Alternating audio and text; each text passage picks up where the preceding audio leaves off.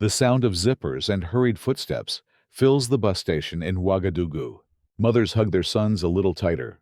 Fathers adjust the straps on their daughters' backpacks. There is no music, no parade, just 60,000 young men and women preparing to leave home for something they don't fully understand. For the next 30 days, they will have no phones, no distractions, and no comfort. Only one goal: to be shaped into something greater than themselves.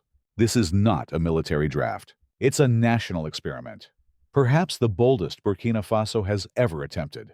President Ibrahim Traoré has launched the first patriotic immersion in African history, training a generation not with rifles, but with stories, sweat, and shared struggle. These young people won't be marching into war, but into villages, schools, and history itself.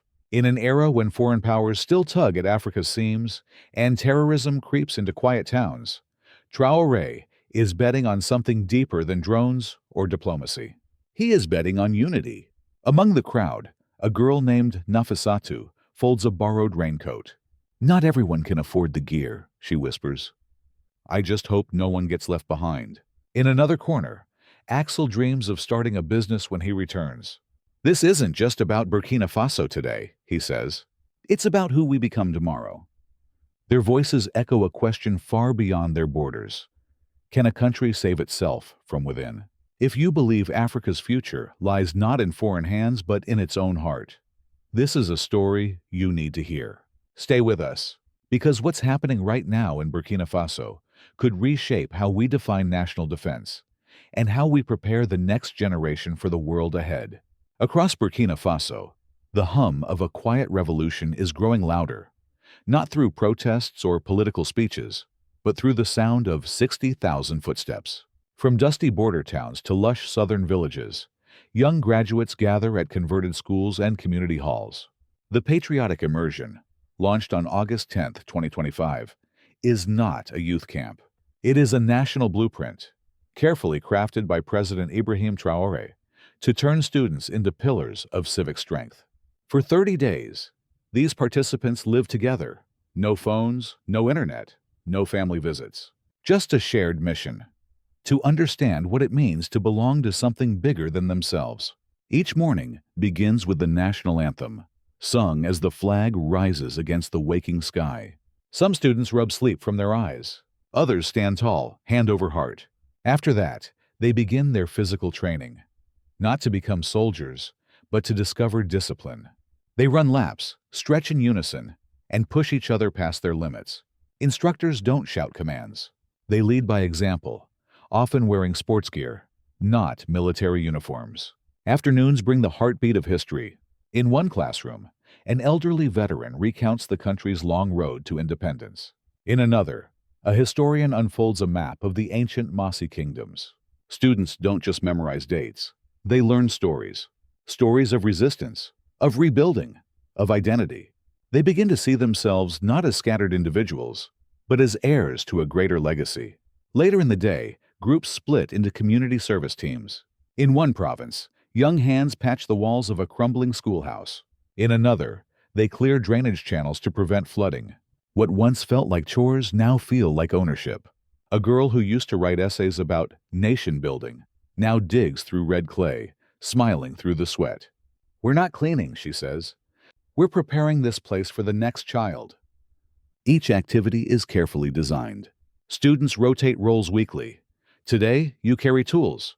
Tomorrow, you lead the team. This is not about creating followers. It's about creating leaders who understand responsibility, not just authority. Evenings shift to life-saving skills: how to purify water, deliver first aid, organize relief after a storm. One instructor, a retired paramedic, tells them, "You may never see battle, but you might be the only help your village has when disaster strikes." His words hang heavy in the humid air. The program's design is deliberate. It blends youth from every region. A boy from the arid Sahel shares a bunk with a girl from the green hills of the Southwest. At first, they swap stories of farming and festivals. By the end of the week, they defend each other's hometowns like their own. And there are names, real names. Nafisatu, who dreams of seeing her country for the first time beyond textbooks. Axel, who sketches business plans between drills. Fauci, who admits her fear but shows up every morning. Sadek, who stands tall reminding his peers, "We must be ready for whatever comes." It's not just the physical exercises or the historical lessons. It's the rhythm of shared meals, the late-night talks in shared dormitories, the laughter after a long day of repairs. These young people aren't just learning how to serve. They're learning how to belong. Still, there are challenges. Some dorms lack enough beds. Supplies run thin in rural zones. Rain delays outdoor drills. And yet, these obstacles become part of the learning. One group, faced with a chair shortage, turns the problem into a woodworking class. Within days, they've built seating for everyone. The numbers are staggering. 60,000 youths, 13 regions, over 300 sites, no Western donor. Every meal, mattress, and uniform organized by the state or local supporters. Some call it an administrative miracle. Others call it a risk.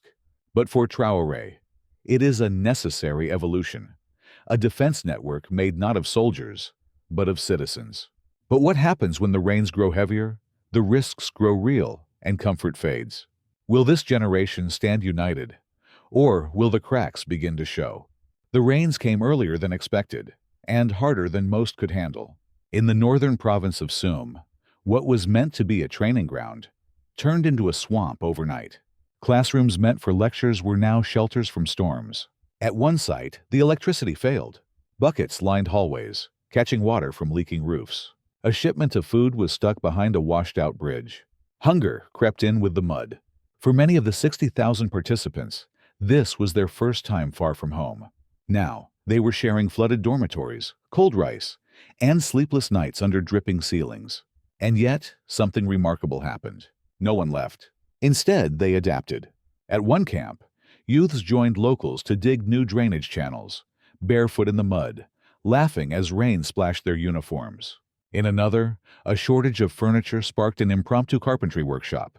Within days, they'd built chairs and desks from salvaged wood. They weren't waiting for solutions. They were becoming them. But the emotional weight was heavier to carry. Some cried quietly at night, missing the comfort of home. Others grew frustrated, struggling with routines stricter than any school they'd known. The counselors, trained for this, stepped in. Each evening, they hosted reflection circles. No lectures, just stories, laughter, tears, bonding. That's where the shift began. A girl from the West who had never shared a room with strangers told a boy from the North, "I never knew your region had schools like this." He replied, "I didn't know your people ate with so much spice." They both laughed, and something ancient, distrust passed down through generations, began to dissolve. Parents across the country followed updates anxiously. Radio stations aired interviews with participants. One mother in Bobo Dioulasso said, "I feared this program at first. Now, I hear my daughter's voice, and I hear pride." A father in Kaya admitted, "My son never made his bed at home. Now he's teaching others to fold sheets." There were no parades, no media spectacles, just quiet moments of transformation. Meanwhile, in government offices, concerns grew. Could the state sustain this scale? Were they ready if terror groups targeted the camps? In some regions, military escorts were added. Local defense teams patrolled perimeter fences. The students weren't being turned into soldiers, but they were being taught what readiness looks like. President Traoré made a rare public address during the third week of the program. He didn't use big words or promises. He simply said, "What we're building here is not temporary. These are the roots of a new Burkina Faso." The world began to notice. A foreign diplomat, speaking anonymously, said, "There's nothing like this anywhere else in Africa." Some Western outlets questioned the motives. Was this civilian training or political indoctrination? But inside the camps, the youths had no time for politics. They were too busy learning to trust, to lead, and to endure. Sadek Parka, a soft-spoken boy from the East, shared his thoughts during a nightly circle. "I used to think strength was about lifting weight. Now I see it's carrying each other." The most powerful reactions came not from officials, but from the youth themselves. One girl asked her counselor, "When this ends, can we come back next year?" Not because it was easy, but because for the first time she felt essential. This wasn't just a month of training. It was a collision between the ideal and the real. Plans met potholes. Discipline met fatigue. Hope met hardship. And through it all, a generation met itself, somewhere between failure and resilience. But as the month draws to a close and the buses prepare to roll again, a deeper question rises. Will this unity survive beyond the campfires and flag-raising, or will it fade once the noise of normal life returns? When the final whistle blows and the uniforms are packed away, the question isn't whether the youth survived the 30 days, but what they bring back with them. The answer, according to teachers, parents, and local leaders, is both visible and profound. In a farming village outside Tenkodogo, a group of students returned home and immediately began repairing a community well that had been broken for years. "We don't wait anymore," said one of them. "We fix what needs fixing." Indori, a young woman who once avoided public speaking, is now organizing hygiene workshops for neighborhood mothers. She laughs and says, "They used to call me shy. Now I lead." Across the country, the ripple effect is undeniable. Young people are showing up at town hall meetings. They're volunteering in schools, helping build latrines, starting youth cooperatives. Some are planting trees. Others are organizing reading circles. For the first time, many feel not like passengers in the system, but like drivers of change. A survey conducted just 2 weeks after the immersion ended showed a 42% increase in youth participation in civic activities across 5 regions. Community leaders say discipline has improved, as has cooperation among young people from previously divided ethnic backgrounds. "This is not just unity," said a village chief in Gawa. "This is healing." The psychological impact is harder to measure, but just as real. In interviews, students spoke of a newfound sense of identity, not just as individuals, but as threads in a national fabric. One participant said, "Before, I thought I was just from my village. Now I know I belong to all of Burkina Faso." This emotional shift is no accident. Traore's government designed the program not just to teach history, but to write a new chapter of it, one in which the youth become both memory and muscle, where the past is not just remembered, but carried forward in action. On the political stage, the implications are significant. By activating 60,000 educated citizens, Traore has created what some analysts call a civilian backbone. These aren't party loyalists. They aren't soldiers, but they are prepared. In a country where instability has often created vacuums of power, this immersion has filled one of the most critical gaps: national cohesion. Opposition voices have raised questions. Is this a form of state conditioning? Is Traore building a soft power militia under the guise of patriotism? But for many citizens, the answers matter less than the results. A grandmother in Fatangurma put it simply, "My grandson came back with calloused hands, a straight back, and a plan for his village. Whatever they taught him, it worked." The political mood is shifting. For decades, young people were seen as restless, unemployed, or disengaged. Now they're viewed as assets. And that shift is slowly changing how power flows. Local mayors are meeting with returned participants. Ministries are offering small grants for community-led projects. Traore's cabinet has pledged to expand the program yearly. But the transformation isn't just happening in the halls of government. It's happening in households. In one home, a father who once doubted the president now wears a pin of the national flag.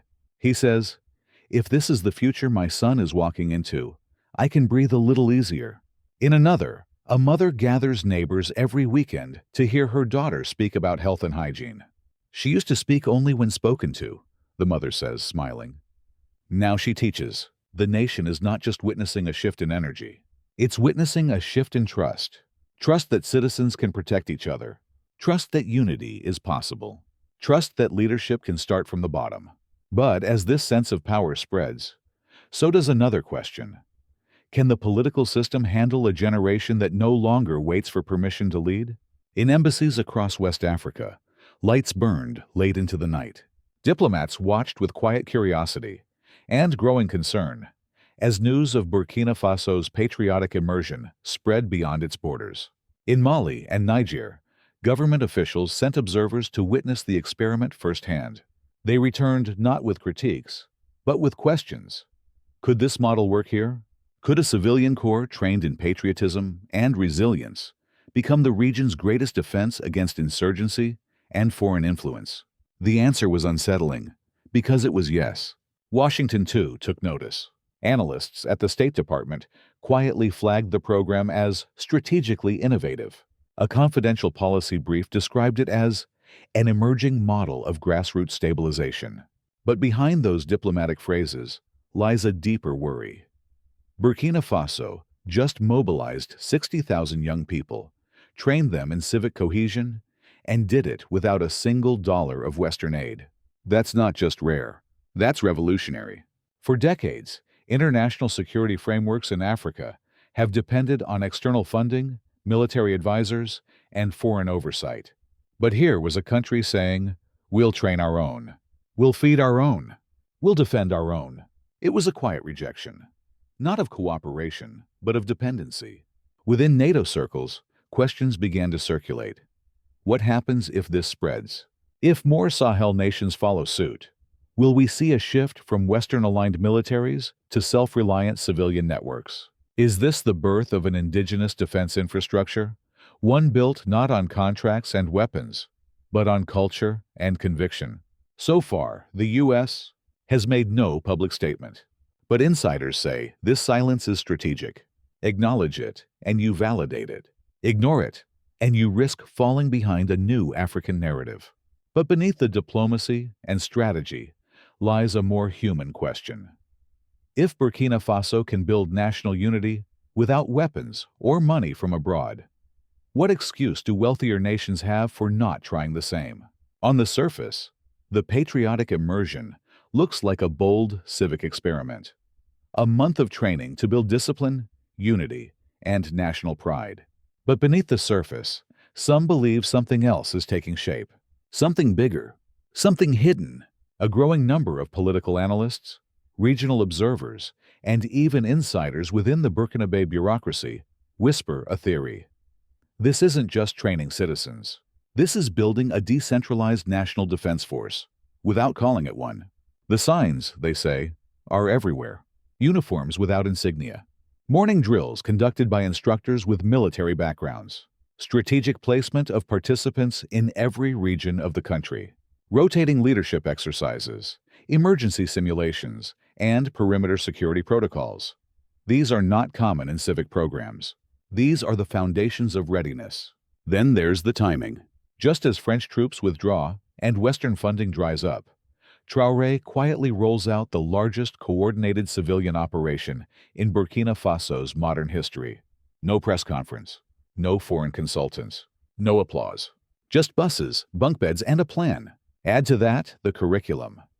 History that emphasizes anti-colonial resistance, practical survival skills, and region-wide resourcefulness. One observer remarked, "If you stripped away the word immersion and called this a resilience battalion, no one would question it." And the most intriguing detail? The program's scalability. With 60,000 participants in the first cohort and promises of annual expansion, Traore could theoretically train over 500,000 youth within a decade, every one of them ready to serve their community in times of crisis. Or, as some suspect, ready for something more. One source inside a regional governor's office stated anonymously, "These aren't just students anymore. They're a force. Quiet, disciplined, unarmed, but trained." None of this has been confirmed, of course. The government maintains that the program is strictly educational. But the line between civic pride and strategic preparation has never been thinner. And that raises the question, if this is not an army, why does it look so much like one? As the final days of the immersion program arrive, the camps begin to quiet. The drills soften. The last lessons are taught. The uniforms, still dusty, are folded one last time. And then the buses arrive. 60,000 young people, now changed in ways only they fully understand, board those buses not just as students, but as witnesses to a national awakening. But the work is not over. In fact, it's only begun. Burkina Faso remains surrounded by uncertainty. The Sahel region is volatile.